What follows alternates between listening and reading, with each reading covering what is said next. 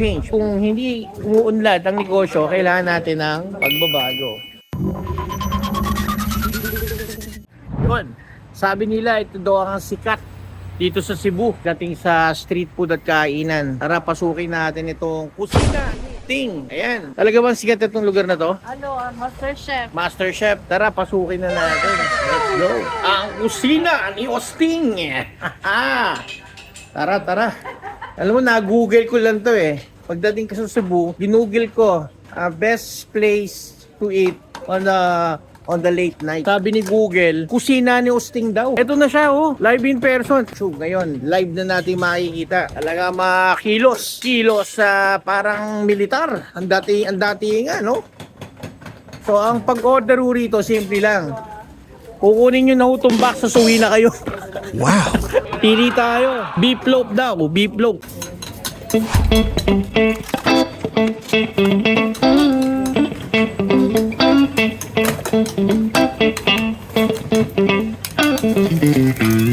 Mga kabayan, kusina ni Osting. So tayo po ay napapanood ngayon sa Facebook and YouTube. Nandito tayo ngayon sa kusina ni Osting. At kung ang mga kababayan natin dito, talagang pinipilahan. At mga may nag-aantay pa doon. Yung Osting, sabi nila masasarap pagkain dito. Okay. Kasi mabilis yung luto eh. Mabilis magluto, pero yung lasa, Masarap din. okay din. Presyo, Okay din. okay din. Okay sa budget. Sa budget. Ayos. Ay, marami kayo eh, no? Ano pangalan ng grupo? Ano daw? We're Kugang Catch Dancers po. Ayan si Madam. Kamusta naman po? Okay lang po. Ayan. Overdue. So, madalas ba kayo kay Kausting? Actually, sir, first time. Nakita namin Ay, so Santa Maria napupuno ng grasya. Ito ang gabi ng mga first timers. Yung table na yun, first time. Yung table na yun, first time. Tapos kayo mga first time din. Yes. Oh my God. So, lahat tayo first time dito. Kaya, First time kaya, okay ba maging first time?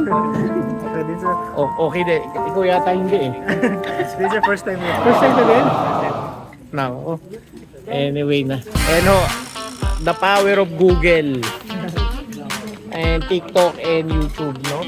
Talagang pupuntahan na lang. Nagiging viral kasi yung mga bagay-bagay ngayon. Kaya kung may negosyo ka, gawin nating maayos ang negosyo para mag-viral din.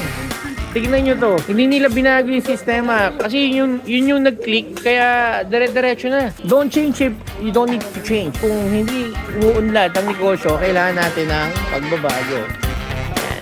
Kita nyo naman yan. Napaka-simple. Ang advertising niya, social media lang. Pero pinupuntahan din na tayo. Nakakaaliw din kasi nagdadatingin yung mga kababayan natin dito. Kaya pang matulog kasi kakain pa sila ng beef loaf ni Ka Osting. Kusina ni Osting sa Cebu.